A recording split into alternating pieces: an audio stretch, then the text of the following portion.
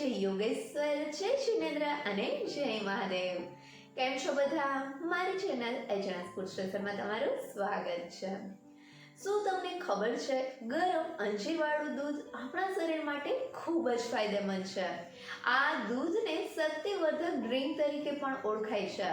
તો ચાલો આ એકદમ હેલ્ધી અને સાથે સાથે ટેસ્ટી એવું અંજીરવાળું દૂધ બનાવીએ અને સાથે જ તેના સાયન્ટિફિકલી રીતે ફાયદાઓ પણ જોઈશું. તો આ વિડીયો છેલ્લે સુધી જરૂરથી જોજો.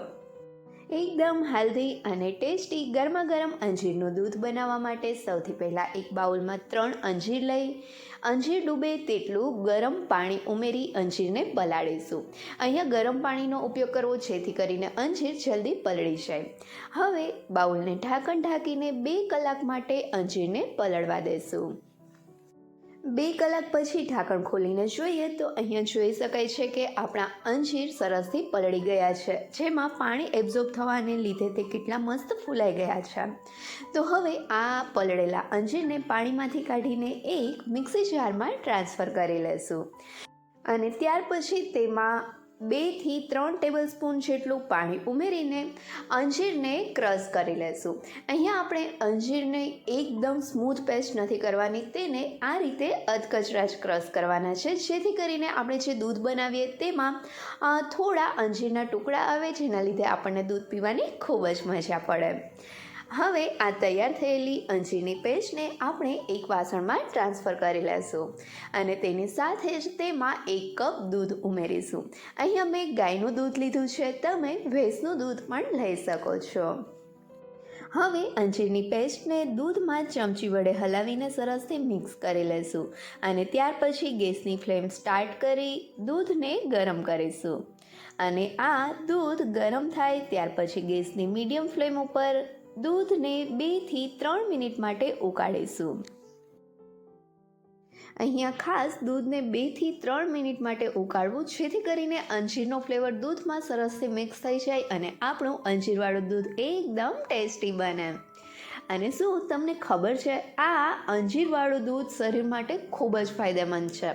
જો તમને સાયન્ટિફિકલી આ દૂધના ફાયદા જણાવું તો તેનો સૌથી પહેલો ફાયદો છે કે અંજીરમાં સોલ્યુબલ અને ઇનસોલ્યુબલ ફાઇબર ભરપૂર માત્રામાં હોય છે, જે પાચનતંત્ર સુધારે છે અને કોન્સ્ટિપેશનની સમસ્યા પણ દૂર કરે છે.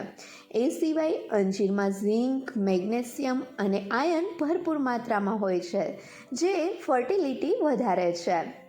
ત્યાર પછી ત્રીજો ફાયદો જોઈએ તો અંજીરમાં નેચરલ સુગર આવેલ હોય છે, જેમાં ગ્લુકોઝ અને ફ્રુક્ટોઝ હોય છે, જે શરીરમાં ઇન્સ્ટન્ટ એનર્જી આપે છે, જ્યારે દૂધમાં રહેલ પ્રોટીન તેને લાંબો સમય સુધી જાળવી રાખે છે.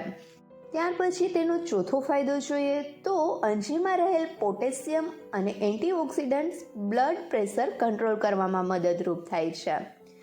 ત્યાર પછી લાસ્ટ ફાયદો જોઈએ તો અંજીરમાં વિટામિન સી, એન્ટીઓક્સિડન્ટ્સ અને મિનરલ હોય છે, જે સ્કિન હાઇડ્રેટ રાખે છે અને ટોક્સિન ફ્રી રાખે છે. આ અંજીરમાં રહેલા એન્ટીઓક્સિડન્ટ્સ કોલાજન પ્રોડ્યુસ કરે છે, જે સ્કિનને સ્મૂથ અને ગ્લોઈંગ બનાવે છે. ટૂંકમાં કહીએ તો અંજીરવાળું દૂધ શરીર માટે ખૂબ જ ફાયદેમંદ છે.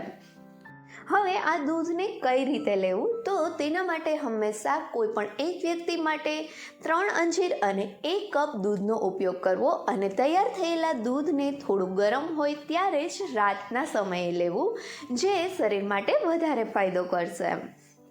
તો આપણું આ અંજીરવાળું દૂધ તૈયાર થાય ત્યાં સુધીમાં જો હજી સુધી તમે મારી ચેનલને સબસ્ક્રાઈબ નથી કરી તો નીચે આપેલા સબસ્ક્રાઈબ બટન પર પ્રેસ કરો અને બાજુના બેલ આઇકન પર ક્લિક કરો, જેથી તમને મારા નવા વિડીયોનું નોટિફિકેશન મળતું રહે.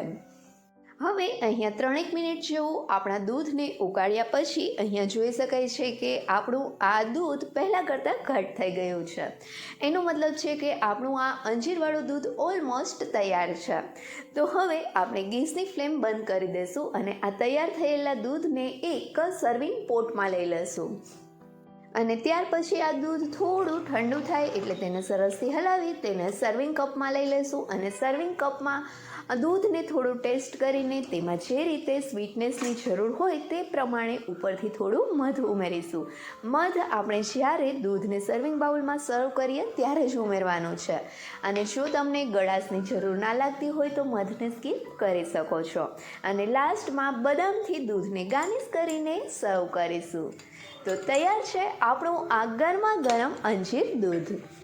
તો તમે પણ આ એકદમ હેલ્ધી અને ટેસ્ટી અંજીર દૂધ એક વખત જરૂરથી ટ્રાય કરજો અને મને કમેન્ટ કરીને કહેજો કે તમને આ અંજીર દૂધની રેસીપી કેવી લાગી. જો રેસીપી અને આપેલી માહિતી ગમી હોય તો વિડીયોને લાઇક કરજો અને તમારા ફ્રેન્ડ્સ સાથે શેર પણ કરજો. અને હા, મારી ચેનલને સબસ્ક્રાઈબ કરવાનું ભૂલતા નહીં. Thank you.